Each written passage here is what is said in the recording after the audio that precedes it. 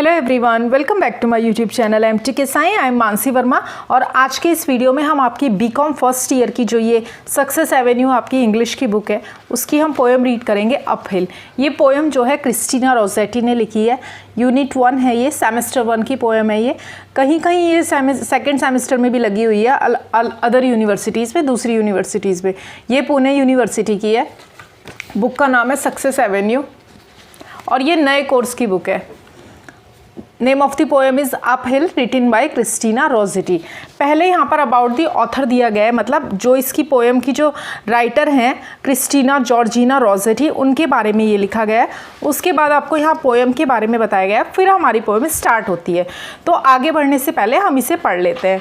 तो अपहिल, पहले इसका नाम देख लेते हैं। अपहिल का मतलब, अप मतलब ऊपर, हिल मतलब पहाड़ी, मतलब पहाड़ के ऊपर। इसे आप ये भी कह सकते हैं कि पहाड़ी की चढ़ाई।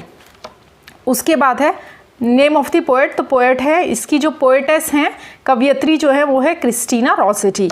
उसके बाद है क्रिस्टीना जॉर्जिना रोसेटी, जो बॉर्न कब हुई थी 1830 में और उनकी डेथ कब हुई थी 1894 में, यानी कि 1894 में। Was the sister of Dante Gabriel Rossetti, वो दांते गैब्रियल रोसेटी की बहन थी। The influential pre Raphaelite artist and poet, Dante Gabriel कौन थे? जो प्रभावशाली प्री राफेलाइट कलाकार और कवि थी। She started writing from a very young age, उन्होंने बहुत छोटी एज से ही लिखना शुरू कर दिया था। And as she grew older, और जैसे जैसे वो बड़ी हुई, experimented with many poetic forms, तो उन्होंने कई काव्य रूपों के साथ प्रयोग किया, मतलब अलग अलग टाइप की पोएट्री उन्होंने लिखी।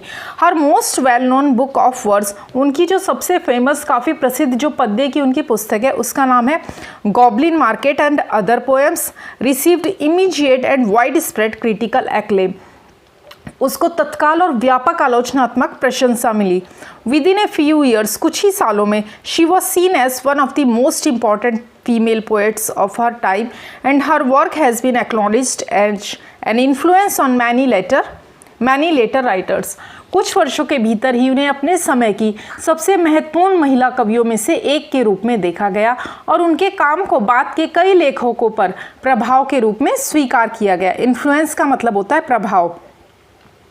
अबाउट दी पोएम, अब आती है पोएम की बारी कि ये पोएम किस बारे में है। Rossetti's allegorical poem uphill compares life to a painful uphill journey. Rossetti की जो ये एलेगोरिकल यानी कि अलंकारिक जो ये कविता है अपहिल, ये जीवन की तुलना, कंपेयर्स लाइफ मतलब कंपेयर होता है तुलना करना, compares life to a painful uphill journey, ये लाइफ की तुलना जो है एक दर्दनाक पेनफुल यात्रा से करती है। The poem takes the form of a series of questions, और जो ये कविता है ये एक सवालों की सीरीज ऑफ क्वेश्चंस मतलब सवालों की एक श्रृंखला का रूप लेती है। वन वॉइस आस्क क्वेश्चन, एक आवाज़ जो है वो क्वेश्चन पूछती है अबाउट द जर्नी, यात्रा के बारे में। While a second voice provides answers to them, और एक जो दूसरी आवाज़ है वो उनके उत्तर देती है, आंसर देती है। इसे आप कह सकते हो कि एक ट्रैवलर की वॉइस है और एक गाइड की वॉइस है। We learn that the journey will be long, हम जानते हैं, हमें पता चलता है कि जो यात्रा है वो बहुत लंबी होगी। डिफ़िकल्ट, कठिन होगी, कठिनाइयों से भरी होगी, कठिन होगी। एंड फुल ऑफ हार्डशिप्स, और हार्डशिप्स यानी कि कठिनाइयों से भरी होगी, मतलब हमें ये पढ़कर पता चलता है कि यात्रा लंबी होगी, कठिन होगी और बहुत सारी कठिनाइयों से भरी होगी। लेकिन but we will be rewarded with a peaceful resting place at the end, लेकिन अंत में क्या होगा, हमें एक पीसफुल यानी कि शांतिपूर्ण विश्राम स्थल यानी कि रेस्टिंग प्लेस से पुरस्कृत, रिवार्डेड किया जाएगा। रिवार्डेड मीन्स पुरस्कृत किया जाएगा। The poem is typical of Victorian religious poetry, और जो ये कविता है ये विक्टोरियन धार्मिक कविता की विशिष्टता है, मतलब ये विक्टोरियन टाइम की धार्मिक पोएम है। विच काउंसल्स गुडनेस, जो क्या करती है, जो काउंसिल करती है, किस किस चीज़ की, जो मतलब हमें सलाह देती है, जैसे कि क्या क्या सलाह, देखिए, गुडनेस की, अच्छाई की, ड्यूटी की, and sacrifice in the midst of suffering and promises A heavenly reward in return. Kavita Victorian धार्मिक कविता की विशेषता है जो पीड़ा के बीच, मिडस्ट ऑफ सफरिंग का मतलब है पीड़ा के बीच अच्छाई, अच्छाई मतलब गुडनेस, जो पीड़ा के बीच अच्छाई, कर्तव्य और बलिदान की सलाह देती है और बदले में एक स्वर्गीय इनाम का वादा करती है। ए हेवनली रिवॉर्ड इन रिटर्न मतलब स्वर्गीय इनाम का वादा करती है। हेवनली मतलब स्वर्गीय, रिवार्ड मीन्स इनाम, इन रिटर्न मीन्स बदले में। मैंने एक एक वर्ड मीनिंग के साथ आपको इसका एक्सप्लेनेशन दिया है कि ये पोएम किस बारे में है। यहाँ पर आपकी जो ऑथर है क्रिस्टीना जॉर्जिना रोसेटी, उनका इंट्रो दिया गया है। अब हमारी पोएम स्टार्ट होती है।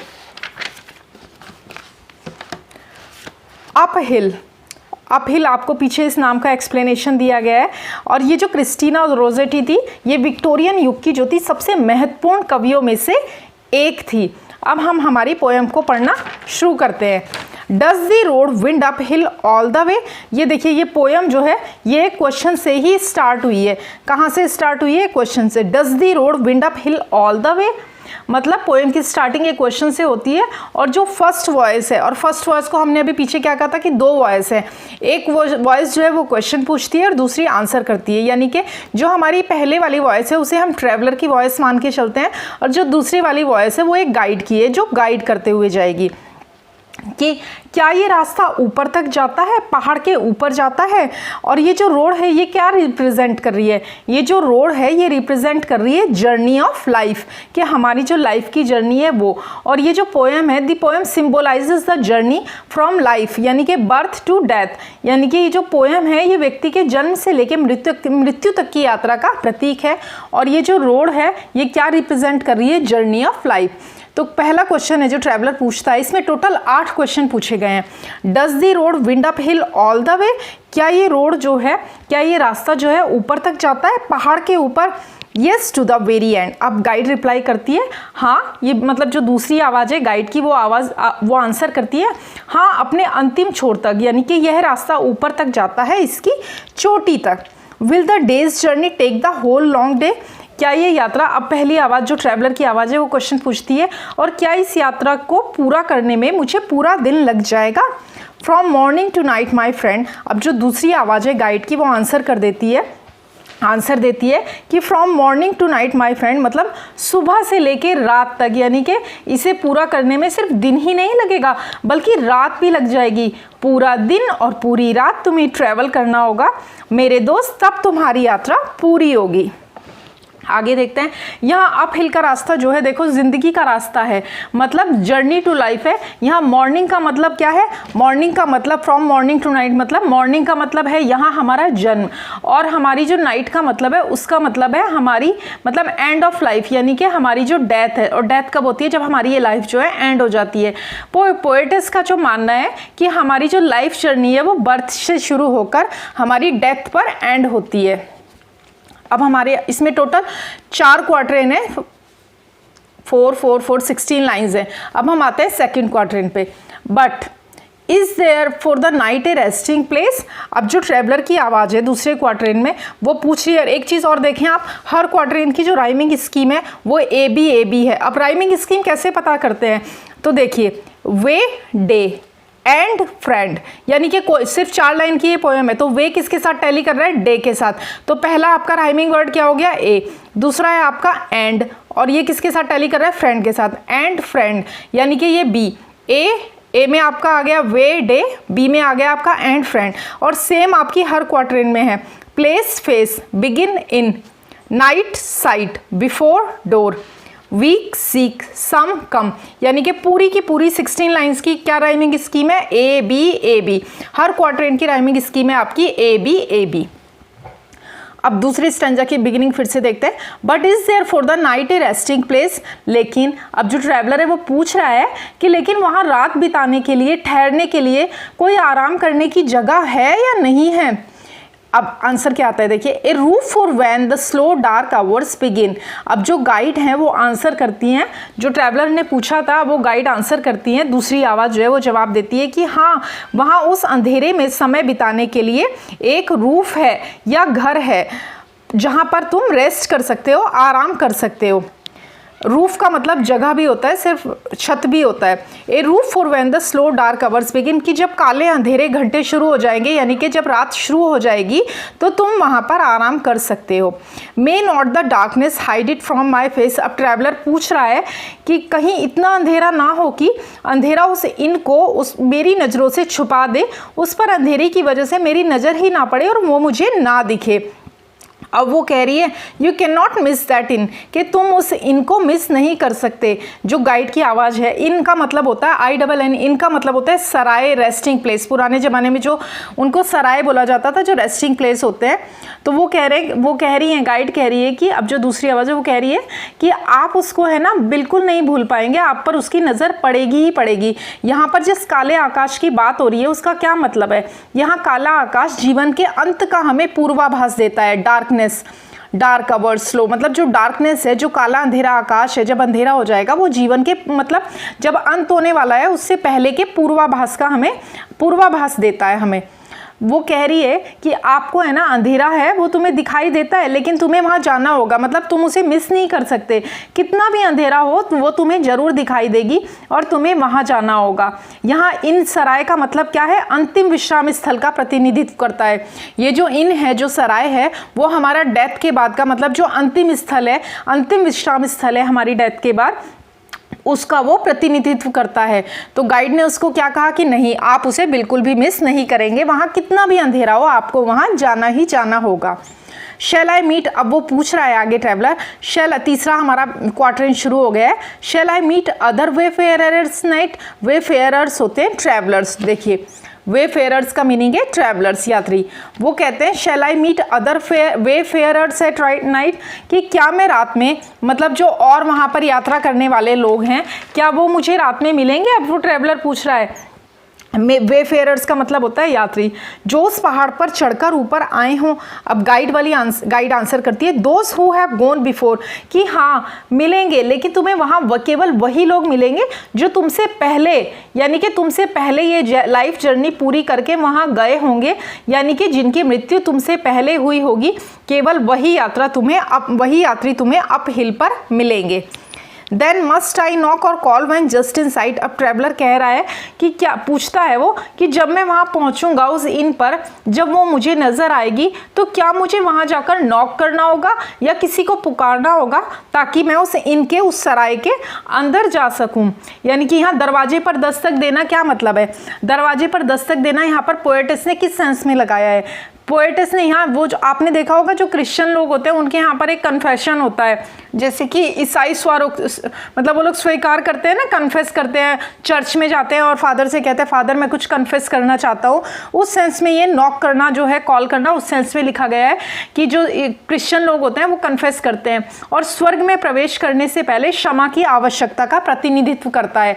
बहुत सारे लोगों को आपने मूवीज़ में और ऐसे भी देखा होगा कि वो जो क्रिश्चियन लोग होते हैं वो चर्च में जाते हैं और वहाँ पर एक कन्फेशन बॉक्स बना होता है, उसके अंदर खड़े होते हैं, उसके बाहर खड़े होते हैं, अंदर फादर होते हैं, वो बोलते हैं हमें ना कुछ कन्फेस करना है। तो वो उस सेंस में लिखा है कि मतलब आप स्वर्ग में जाने से पहले, प्रवेश करने से पहले आप क्षमा की आवश्यकता का जो है वो प्रतिनिधित्व करता है। तो ये जो दरवाज़ा है वो जिस पर नॉक करने की बात हो रही है। अब आगे आता है they will not keep you waiting at the door. अब वो कहती हैं, गाइड कहती है कि नहीं नहीं, तुम्हें वहाँ पर इंतज़ार नहीं करना होगा, वो तुम्हें जो है इंतज़ार नहीं करने देंगे। वो ना तुम्हें कॉल करना पड़ा होगा या तुम कुछ भी करो, कॉल करो, खटखटाओ, वे तुम्हें दरवाजे पर खड़ा नहीं रखेंगे, तुम्हें देखते ही वो तुम्हें इनके अंदर बुला लेंगे। लास्ट क्वार्टरन है क्वार्टरन 4। शैल आई फाइंड कम्फर्ट ट्रैवल सोर एंड वीक। वो कह रहा है कि मतलब, अब वो कह रहा है कि मैं जब वहाँ चला जाऊँगा, ऊपर चला जाऊँगा, तो वे मतलब वहाँ पर मैं इतनी थकावट के बाद ऊपर जाऊँगा तो मुझे आराम मिलेगा कि नहीं मिलेगा? इतनी लंबी यात्रा का करने के बाद जब मैं थक जाऊँगा, मेरा शरीर दुख रहा होगा यात्रा के बाद, तो वहाँ मुझे आराम मिलेगा या नहीं? मतलब इतनी लंबी यात्रा के बाद जब मुझे आराम की ज़रूरत होगी तो वो मुझे वहाँ मिलेगा या नहीं मिलेगा? ट्रैवल सोर, देखिए ट्रैवल सोर का मतलब होता है tired and exhausted from travel, यानी कि यात्रा करके बहुत ज़्यादा थका हुआ होना। वो कह रहा है कि जब मैं बहुत ज़्यादा थक जाऊंगा तो वो मुझे आराम की ज़रूरत होगी, तो वो मुझे वहाँ मिलेगा या नहीं? अब गाइड रिप्लाई करती हैं of labour you shall find the sum. Guide उत्तर देती है कि जितनी तुमने मेहनत की है अपनी उस यात्रा में तुम्हें उसका वहाँ फल मिलेगा, रिवार्ड मिलेगा। ऑफ लेबर, लेबर का मतलब तो है मेहनत की, तुमने जितनी भी मेहनत करी है, you shall find the same. मतलब यहाँ पर किस सेंस में ये बोला गया है? यहाँ पर इस सेंस में बोला गया है कि तुमने जितने भी जैसे भी कार्य किए हैं, अच्छे बुरे, वहाँ पर उन सब के बदले तुम्हें रिवार्ड मिलेगा। अगर किसी ने अच्छे कार्य किए हैं तो वहाँ पर अच्छा रिवार्ड मिलेगा, और किसी ने बुरे कार्य करे हैं तो वहाँ जाकर पनिशमेंट मिलेगा। Will there be beds for me and all who seek. क्या वहाँ पर मेरे लिए बेड होगा, बिस्तर होगा, एंड ऑल हु सीक, और उन सबके लिए भी जो वहाँ पर जाएंगे, मतलब वो कंफर्म कर रहा है, पूछता है वो ट्रैवलर है कि क्या वहाँ मेरे और बाकी सभी लोगों के लिए जो ये यात्रा पूरी करके वहाँ पहुँचेंगे उन सबके लिए बिस्तर होंगे, जगह होगी। अब लास्ट सेंटेंस है या beds for all who come. अब वो कहते हैं, गाइड का जवाब आता है हाँ, वहाँ सभी के लिए आराम करने के लिए जगह है और वहाँ सभी के लिए बिस्तर होंगे। ये कितनी पॉजिटिव सी पोएम है जिसमें पोएटेस ने कितने पॉजिटिव तरीके से लाइफ जर्नी को पूरा करने के बारे में बताया है कि कैसे ये हमारी लाइफ की जर्नी है जिसे हम पूरा करते हैं, यानी कि बर्थ से लेके डेथ तक हम इस जीवन को कितनी कठिनाइयों से, कितनी हार्डशिप्स से, इन सबको फेस करते हुए हम अपनी इस लाइफ को जीते हैं। और लास्ट में डेथ के बाद जब हम ऊपर जाते हैं तो वहाँ पर हमें हमारे जो भी हमने लेबर करी है, जो भी हमने कार्य किया है, उसका हमें क्या मिलता है, हमें ऊपर रिवार्ड मिलता है। पोएटिस ने लाइफ और डेथ के बारे में बहुत अच्छे से डिस्कस किया है कि किस तरह लाइफ एक जर्नी है जिसे हम सभी को पूरा करना होता है और डेथ के बाद हर व्यक्ति को इनमें जाना होता है, यानी कि सराय में जाना होता है, स्वर्ग में जाना होता है, जहां उनके किए हुए कार्यों के लिए उन्हें पेमेंट मिलती है। बोला गया है ना, रिवार्ड, पेमेंट मिलती है, रिवार्ड मिलता है उनके गुड, अच्छे और बुरे कार्यों के आधार पर। रोसेटी जो है वो इस जीवन को थका देने वाली यात्रा के बाद मृत्यु को राहत के रूप में इस पोएम में प्रस्तुत करती हैं। तो this is the end of your poem. अब फिर इसके वर्ड मीनिंग देख लेते हैं। मॉर्न का मतलब है मॉर्निंग, सुबह। इनका मतलब है रेस्ट हाउस लॉज, जिसे सराय बोलते हैं, जहाँ पर लोग रेस्ट करते हैं। वे फेयरर्स का मतलब है ट्रैवलर्स, यात्री। ट्रैवल सोर का मतलब है tired and exhausted from travel, यानी कि यात्रा करके थका हुआ व्यक्ति। सीक का मतलब है ढूंढना, सर्च करना, मांगना। सम का मतलब है रिजल्ट, रिवार्ड, मतलब जो इनाम है वो। या का मतलब है यस। इसके वर्ड मीनिंग, पोएम, सब कुछ हो गया है, राइटर के बारे में भी हो गया है। इसके क्वेश्चन आंसर्स जो हैं आप देख सकते हैं, वो हम हमारे नेक्स्ट वीडियो में करेंगे। वीडियो अच्छा लगा हो तो इसे लाइक करें, कोई क्वेरी है तो उसे कमेंट बॉक्स में लिखें और इस वीडियो को शेयर करें। Thank you very much.